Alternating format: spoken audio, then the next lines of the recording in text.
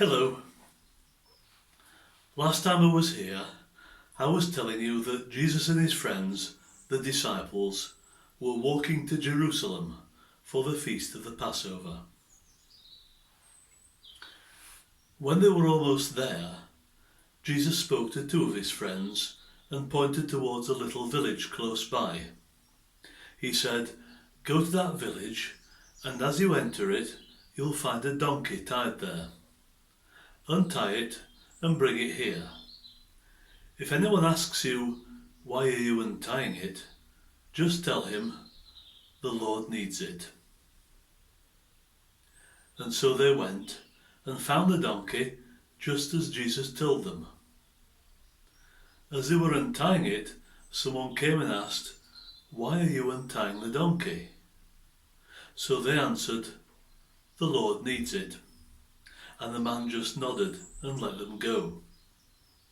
They took the donkey to Jesus, and together they all walked to Jerusalem. It was a bright, hot day, and it was so clear that everything seemed to sparkle. A breeze was stirring the dust on the road, leaving a gritty taste in the mouth. The white walls of the city looked bright as they shone in the sun. When people began to gather and follow them, Jesus stopped. He was just about to climb onto the donkey when Judas said, "Wait, Master," and he threw his robe over the donkey's back. Simon grinned and did the same, and then so did Matthew and Mary. Then James and John lifted Jesus onto the donkey, and they began to move towards the city. It was an amazing sight. People ran out as he came, cheering him. They began to throw their cloaks down on the dusty road, and the donkey's hooves thudded over them. People ran and gathered palm leaves and started waving them as they cheered. The excitement spread. By the time they reached the city gates, they were surrounded by a crowd.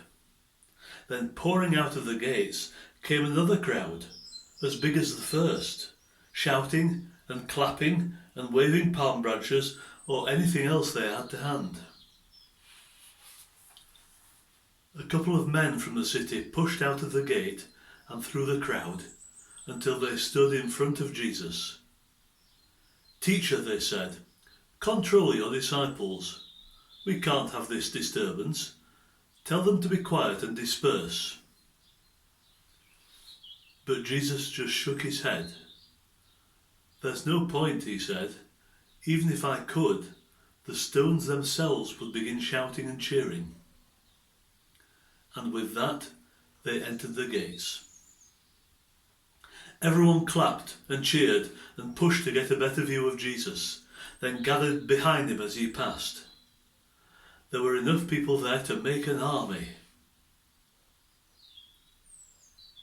Judas was grinning at the crowds and cheering back at them, encouraging them. The sun was flashing on the armour of a handful of nervous Roman soldiers. Across the street, standing back from the crowd a little, there were three men, religious leaders or Pharisees, talking to each other behind their hands and looking cross. People who had been with Jesus when he called Lazarus out of the grave had told others, and many had heard about it. The religious leaders were saying, "Look, we're losing followers. Everyone is following Jesus instead. We must stop him." When Jesus came into Jerusalem that day, God's people were being treated badly by the Roman government. There was a prophecy, a story from long ago, that a new king would come to save them. He would come into Jerusalem riding on a donkey. Jesus was certainly the king everyone was waiting for, and the words the crowd were shouting meant, "Save us." But a king who wanted to start a battle would ride in on a horse. Jesus wasn't going to be that kind of king. Jesus riding a donkey was a king of love, coming in peace.